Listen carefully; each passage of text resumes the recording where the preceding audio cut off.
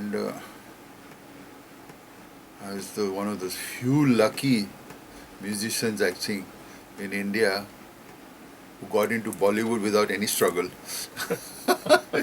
It was so easy for me. Right. Yeah. In fact, you were invited to I was invited to come. come. Yeah. So from then on, my stint with Bollywood music, film music started. I learned a lot actually about Indian music actually. That was my first sort of, because I had never bothered about Indian music before that, yeah. But this was the time I heard a lot of Indian music and classically based Indian music also.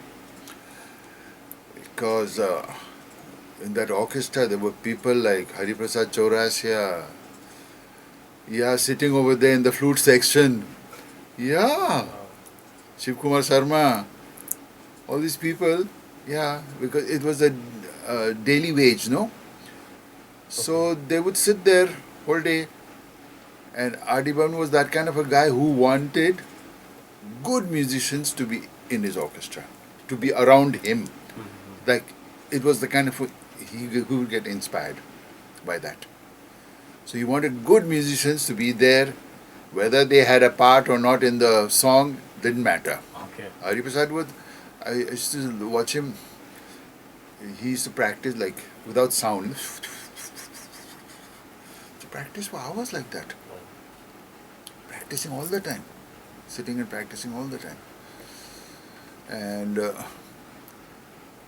we had 3-4 keyboardists, Kersey Lord and Charanjit Singh and all that. And I was one of them. And but whenever there was a piano solo required, there was a pianist over there actually. Okay. Mike Machado, I think, yeah, Mike Machado, very nice fellow, passed away. And but whenever there was a piano solo required, bunch of RDs used to call me to play. I played. So from that 79 onwards, all the piano that you hear, solos and stuff like that in the songs, all are played by me. Yeah, that time I was given that opportunity. So I learned, I heard these big orchestrations, which was very inspiring for me actually, because I was never in that environment. I was just in this small band, 6-piece band, and playing my stuff. So it was an eye-opener for me. It expanded my sense of music, and so I quite enjoyed it. And for that time, and then what was more interesting and of course bringing happiness to the family and wife and all that was the money that was earning. And I say it now, even I've always said it, I discovered money when I came to Bombay. Okay. Before that, I didn't care about money, and I was living hand to mouth. But there was no savings in the bank, there was no bank account at all. There was no car, there was no house, staying in a rented place. Of course, Blue Fox gave me an apartment to stay in. So, I mean, living hand to mouth, there was nothing, no savings, nothing. But we were so happy because we were playing that music every night, you know. That kept you on. Yeah, absolutely. Yeah. That was so inspiring for me. So I very fondly remember those days. And that changed when I came to Bombay. In Bombay, we have always faced accommodation issues, I mean, for decades. So even when you came in, did you find it easy to find a place for yourself, or did R.D. Burman help you? Or? No, it was very easy to get a rented place. Okay. Yeah. And then I had the money. Right. So I could. So that's the thing that kept my family very, very happy. And wife was, they said, oh God, wow, this is great. Like, what I was earning in a month in Calcutta, I was earning in a day over here. Wow. That kind of a change. Yeah. And R.D. Burman was at the peak of his popularity. And he was good paymaster also in terms of... No problem. Okay. Daily wage, daily, everybody was paid every day. He was at the height of his popularity, and he was working every day. doing recordings every day. Mm. So we were fine, actually. Yeah, it was great. Did other musicians accept you easily, thinking that he's come from Calcutta? How come he's a new guy and he doesn't know No, anything of Bollywood? And I did that? don't know, but I never heard any of those kind of comments from anybody. Okay. Got friendly with everybody, People are and there open were a lot of jazz musicians playing already. in the orchestra. And when I came in, they were very happy. They sort of welcomed me, and there was like Franco Vaz and who's that? Peter Dias. Peter Dias, James Dunn, Peter Dias. On bass. Mm-hmm. They were all jazz musicians actually.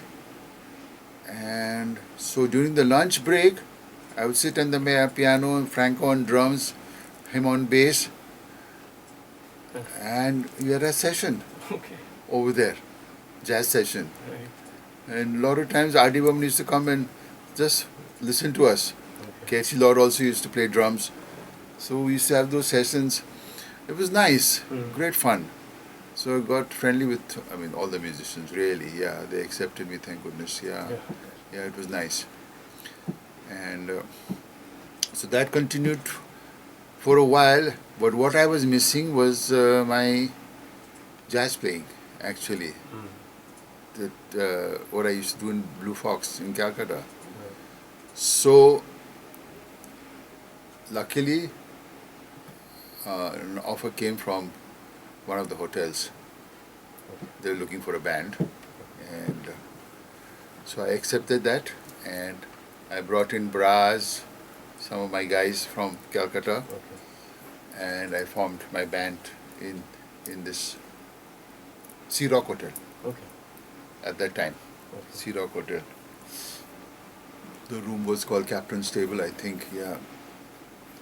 And so my day was like, in the morning, go for R.D. Burman's recording. In the night, change into a suit, go to the nightclub. And next morning, same thing.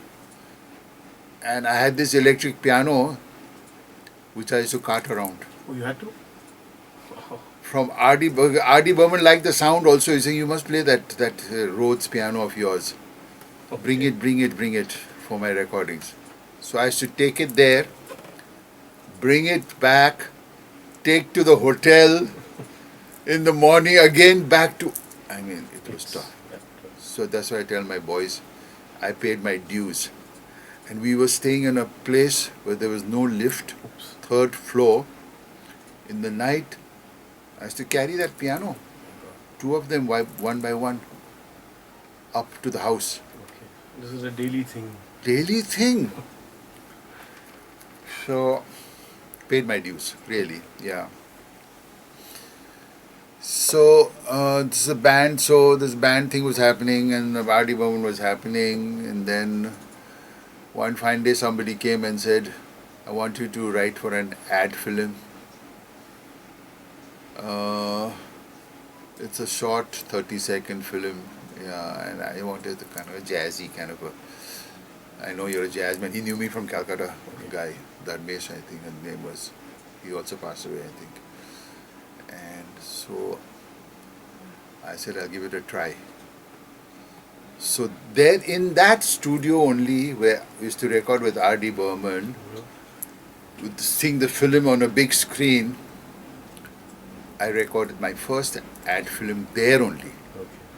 After we finished R.D. Burman's recording, we stayed back, and these guys came and they projected their film on the screen, and that was my first encounter with ad films, and where every second counted.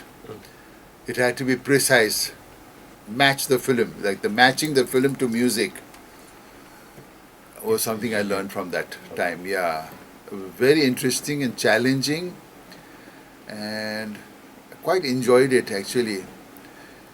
And slowly, sort of, that went off quite successfully. They liked the stuff that I did. What film was this, if you remember? The first ad film. Yeah. Four Square Cigarettes. Okay. And the singer was Sharon Pravakar. Uh-huh. She sang the jingle, and I, Do you I remember didn't have the a drum tune? machine at that time, so I had told Franco to stay back and play drums. Okay. He also had another experience of matching like his drum beats to the film and all that. Quite an experience actually, yeah. But we managed, somehow we managed. Uh, After a while, of course, when we got into drum machines and all that, then it was quite easy to match timings and all that, yeah. Do you But remember the tune? Or oh God, no, no. okay. I wish I could. No, I Okay. don't. God, don't. Okay. So yeah, that's how you got exposed to the ad. To the ad world, Yeah. and slowly, uh, got some more offers Okay. came in, and they must have heard the new guy in town, like who Right. does The ads word and all spread. that. Yeah. Yeah. So, but it's more snowballed to such an extent Mm-hmm. that I was doing many ads almost daily in the nights Oh, okay. after the recording. But it got to a point where I had to sort of take a decision whether to do ads or to do films.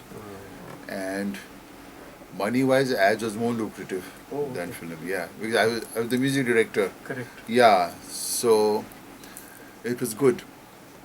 So, and it sort of worked out like that because R.D. Burman's popularity also was waning a bit, Mm-hmm. and he had less films to do and stuff like that. So I had more time to do ads, stuff like that. And slowly, I stopped doing films. Okay. Yeah. You never worked with any other music director? I did. Okay.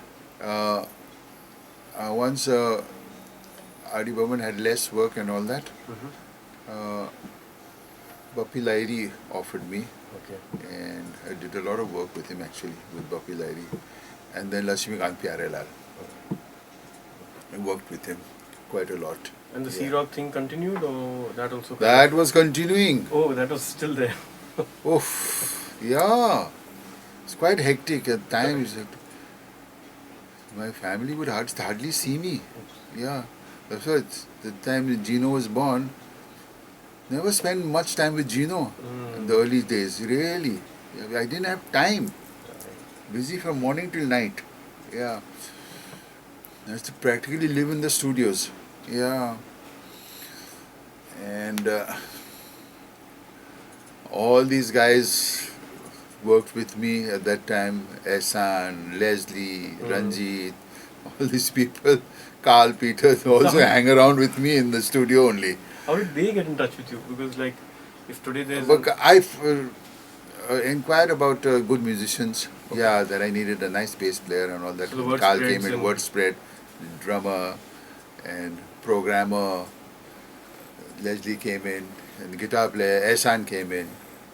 Ehsan used to come and sit outside, waiting for me to finish the jingle and talk to him and just give him an opportunity to play. Right. Yeah. So when you selected these young talents at that time to work with you, was there certain qualities that you saw in them and then decided, yeah, he's good? Yeah, absolutely. What, Yeah. what was those? Yeah. Because even today, the younger musicians, when they approach today's music directors, Yeah. what are those qualities that you saw in these boys at that time, which you think are relevant today? So, one thing, there is skill at the instrument. Yeah, definitely. Their professionalism. Yeah, that's very important because when we did an ad and those guys paid big money for that, everything has to be absolutely on a pro level. Okay. Yeah. So those qualities I wanted from the guys also. Yeah. That is sort of, they came up to that level. And expertise on their instrument. Yeah. Yeah. So these guys showed all that, and we worked with them for a long time actually. Yeah. True. I discovered other talent also. Yeah. All of us in our personal lives and work life go through a lot of ups and downs. I'm sure you faced also at many times. Like you had many turning points. There are many points where you feel, what am I doing? Why am I doing? Kind of a thing. So how did you keep yourself motivated? Because at times you might not have liked the music that you were kind of playing, or working on, but then how do you kind of tell yourself, no, I must go on, I should not give up? How did you keep yourself? So I developed the ability to sort of disconnect. Okay. All these projects that I did came to me, I treated them as projects. Yeah. An ad film you do today, and you have to sort of erase it out of your mind because you have to go to the next project. So I learned that ability to erase everything that I did and get on to the next project and think fresh and give the best I can for that project Okay. without repeating what I've done for the other project. Right. Yeah. So that is a very important factor in this business, really. Yeah, to be able to do that. And even disconnect from problems at home and this and that, and just focus in the studio is what you usually Yeah. Life was that only. Right. And on the home front, there was no problem. There was no problem at all. My birthdays I used to celebrate in the studio. Oops. They used to bring the cake to the studio. Oh, Wife. right. There's no time. I was working day in and day out. My popularity actually was on account of me being a different kind of musician Okay. from the other musicians that were doing jingles at that time. In what way? Because of my jazz upbringing. Okay. So, because of that, I had a different edge to my compositions and to my arrangements and all that. The jazz edge was the thing actually Okay. that separated me from the crowd. Yeah. Because I put a lot of that into my ads. Right. Yeah. Whenever I would do that, yes. You would have, composed jingles for, ad films, worked on hundreds and thousands of them. Thousands. Thousands. Over 8,000, I believe. Okay. Any favorites? Anything that you remember? Oh, God. Because today's generation might not have seen television in 80s. So something that you feel, that you distinctly remember and are happy about it. Yeah, I know. God. There were so many. But I think that Which are still being played and redone. most of my the signatures that I've created, a lot of them I still hear them. Yes. Yeah, Britannia Yeah. and Parle G and Fruity and that Cadbury jingle that became very popular, and I won a lot of awards for that. My singers won. Shankar Mahadevan sang the tune. Yeah, and The one in which the girl runs into the correct. Yeah, that stadium. became the jingle of the year. Yeah. Yes, and So when you worked on jingles, when you saw the ad film first, were you given a brief by the director, or did he give you a free hand? that's the way I used to work. Yeah, show me the film. Okay, send the film. Okay, now give me a brief and what you're looking for. Yeah. And once they did that, I would tell them, now go out for a smoke. And I'm just going to work on this. Okay. And I'll call you in. Okay. They didn't sit on your head and. No. Okay. And they would come and I would play them. And 9 times out of 10, they would approve. But there was always that, no, there was I remember one of the directors, used to do all his jingles, Prahlad Kakkar. He's a crazy guy. But a great film director, great. He said, he would confess, he said, I don't know anything about music. I don't know what music works with this. But when I see it, when I hear it, and I see my film, I'll know whether it's working or not. I don't anything about music, what style and all that, I don't know. But if you play it with me along with my film, I'll know if it works and all that. So he would come to the recording studio, and most of the time we'd be sleeping while I was working. And then he would wake up and say, Louis, have you got it? Play me, let me hear. And I would play it. I don't like it. Try try something else. Okay. Oh God, he's quite a guy. Yeah, but I did a lot of work for him till he came to a stage that he sort of accepted my work so much that he wouldn't even come for the recordings. Okay. He would just send the film and told his guys, you just give it to Louis, let him write, let him record, and you bring it back. Okay. So he had that kind of confidence in me. So you should knock out a jingle in how much time? I mean, Those days I used to, spend time in them? yeah, about 2-3 hours. I used to do 3-4 jingles a day. I mean, it was like a God, Like a factory. doctor's clinic, a factory.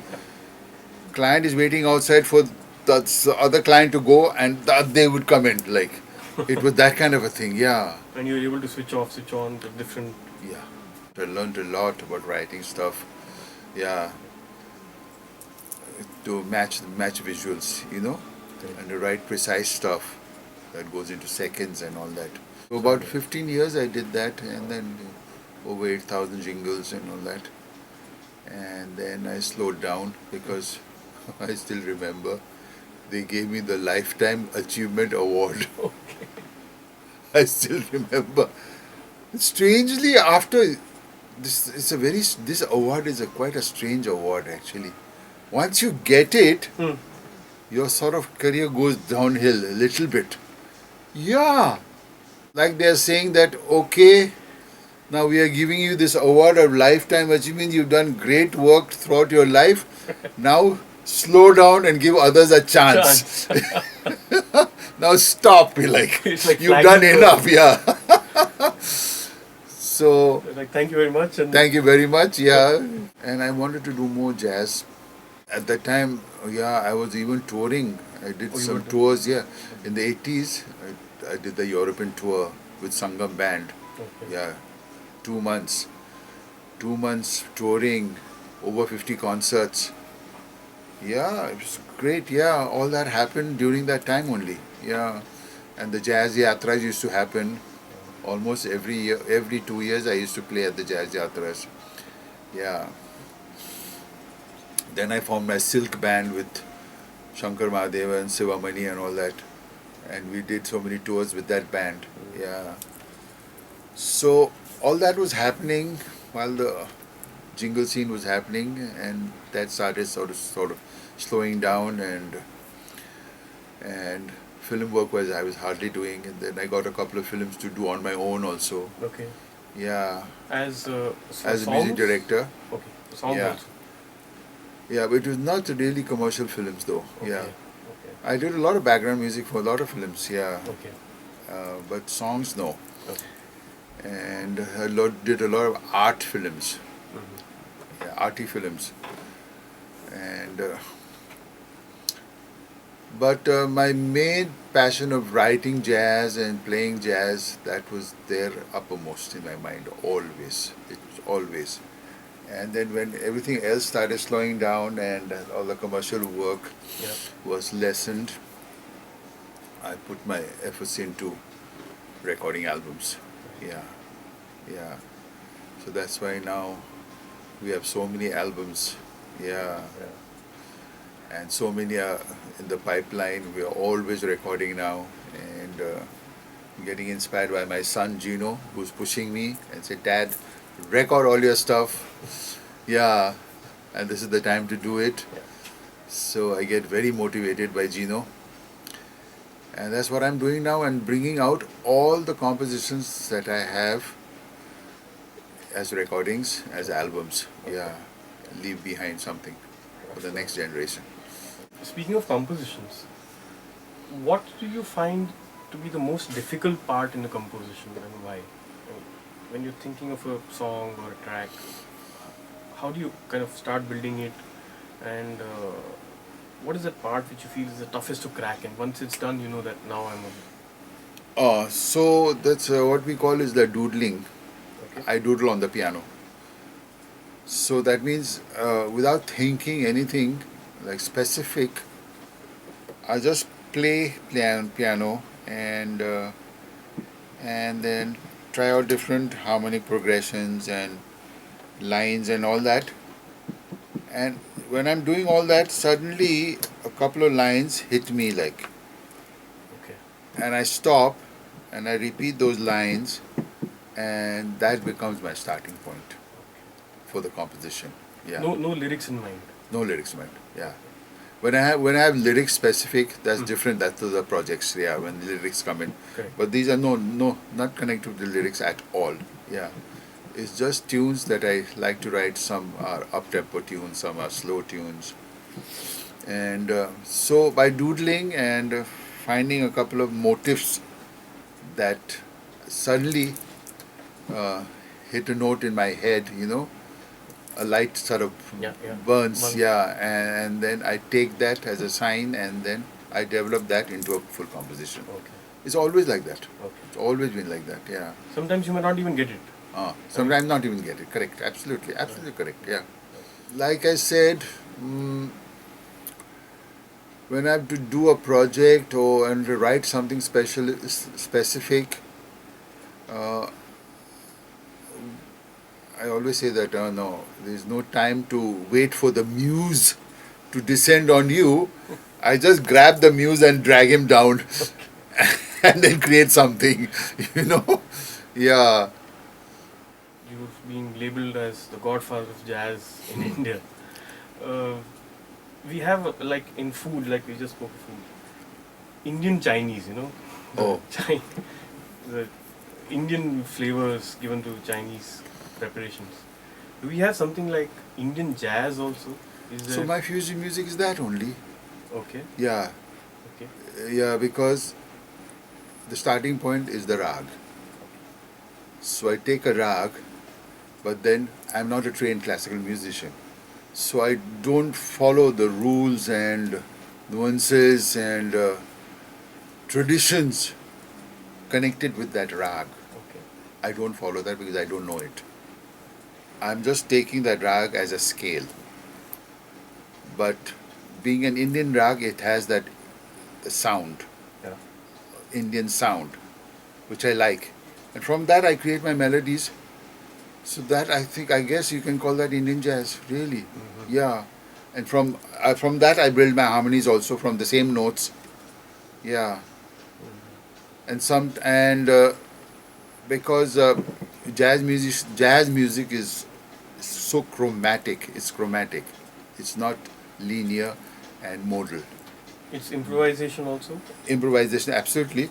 But the composition factor is that a rag is a modal scale. So those notes cannot be changed. Yeah. You're doing Bhairavi, you have to stay with those notes. Doing a Todi, you have to stay with those notes. If you change it, then, it's not allowed. And it'll sound different also, yeah. Have you broken that mold It's in your compositions? Do you break that mold or do you change the rules? So in the arrangement, in the composition, no, I don't change it, yeah. So all my fusion compositions, now if it's a Todi, then the composition is in Todi only, Okay. with the notes of the Todi. Okay. But during the arrangement of the whole song, I will create a section where I will digress, go into jazz harmonies. Right. And I've always followed this because we are jazz musicians and we think chromatic. Yeah. So sometimes we don't like to stay too much with the mode, that same mode right through the piece. It's very limiting and restricting for us as jazz musicians. So, who concurred with me and felt the same way was John McLaughlin. He's saying his tunes also, it follows the mode. The tune is absolutely following the rag, Yeah. but he will create a section, a bridge section, and he calls it the lotus chords, where he goes into jazz harmonies. He will digress into jazz harmonies and then smoothly come back to the original. I also like to do that very much. Okay. So we are both on the same wavelength on that, really. Right. Yeah. Because as jazz musicians, otherwise, it's very difficult for us just to stay in that, because very limiting actually. How much can you do with 7 notes, just 7 notes and you cannot touch any other note, that's very limiting for us. Because we like to play chromatic and dissonances and extended chords and things like that. We love all that, and jazz is full of all that, yeah. Harmonic extensions and all that. So we have to create sections then and then come back to the, yeah. So my theory and that practice also is that when I'm playing with Indian musicians, first rule, these guys have to know what they're doing. They have to be absolutely competent classical musicians, first. And then, secondly, they have to have a very open mind to music. So they must not say, oh God, he touched the wrong note. That kind of feeling must not come onto them. They have to accept this new section where we take away from the original modes and do something else and then come back. So what I want them to do is always, they are classical musicians, so they stay with the classical idiom. Yeah. I don't want them to sing jazz. Okay. Yeah. So when Shankar sings with us, his solos are all based on that rag. He doesn't digress from there. When I play, I will play something else in a jazz manner, and then we'll create. So my tunes are mostly, I play an introduction, which is based on the mode, the rag. Then the main melody is also based on the rag. The classical improvisation is based on the rag. But my section, bridge section, goes to a Western harmonic progression, and then we come back to another point sometimes where we create riffs based on the rag, where both of us can play the same thing together. Things like that. Okay. So that's the kind of a pattern I create, yeah, in all my fusion compositions, yeah. So we can call this Indian jazz, so to speak. Yeah, so to speak, yeah, Yeah. I guess you can, yeah. You are 74 years old, Yeah, and you still are showing so much energy and enthusiasm in organizing International Jazz Day at Blue Frog for the last 2 years. How, I mean, people of my age or generation who are working in corporates want to retire at 35, so, and you've been kind of playing music for the last 40, 50 know. years, maybe more. And what is it that, It's that just keeps you... It's the power of music actually, yeah, it's the power of music actually, really, it's that only, yeah. Maybe you found the right And, connect to the purpose of life for yourself. Absolutely, yeah, you said it, yeah, actually it's that only, yeah. And then without it, without music, sort of, I don't exist actually. It's not possible actually, yeah. That what it keeps me going. And then musicians don't retire actually, yeah. They just go on and on till their health permits actually, yeah. Well, Oscar Peterson, even when his left hand got paralyzed, he gave a concert with his right hand only on piano. I mean, that's That's the kind of the kind. passion. Roy Haynes, in his 90s right now, still playing. So it's I don't know, it's some kind of inspiration and power that you get from music that just keeps you going. Really, really thankful for that. I mean, really thankful to God for that. Yeah. It's also, like you rightly said, the vibes that you got in the studio or with other musicians also helped. Like R.D. Burman wanted good vibes in the studio, and that's what kept him also kind of motivated. Today's times we have a lot of young keyboardists. I won't say they're pure piano players, but they're keyboardists who are exposed to computers, who are exposed to software, and doing things much easier and maybe on their own, not as a team. Yeah. What would you advise such young musicians to do so that they also have a long-lasting career? And First thing I would say is master computers, yeah, but Don't be a slave to it. Yeah. Use it as a tool. Yeah. Always use computers as a tool, but make the music. The musician must make the music, not the computer. Absolutely. Computer is there uh, to uh, expose you to newer dimensions of sound, and yeah, that helps you. I mean, you have with computers and all these keyboards of today, you have an orchestra at your fingertips actually. And alone you can create orchestral works. Yeah, which is a great thing actually. But once you let the computer do the composing, then it's not a good thing actually. Yeah. So don't be a slave to computer. You are the master. Use the computer to your advantage. Really, absolutely. Yeah. In terms of their playing, what is it that, what techniques should they learn, or That's why I believe in really acoustic instruments. okay, That's where it's at actually. You master your technique on acoustic instruments. Yeah, yeah. and practice? Practice is, I mean, in one word, it's practice. Yeah, and don't be sort of motivated. Don't equate music with money. Okay. Yeah. Once you start equating art with money, revenue, and all that, I think the essence of art will just really fall apart. Definitely, definitely. In time, it will just fall apart. Yeah. And I see a lot of that happening today with youngsters, where it's very easy to make music with computers now. With today's technology, I mean, it's unbelievable what the end result is. I mean, you can't believe what the end result is. I mean, youngsters are making such fantastic music. But the thing is, they are not making it, the computer is making it. They're only putting it together. Correct. They're so clever and, skillful in doing that. But that's not the real thing. Yeah. The reality is missing over there.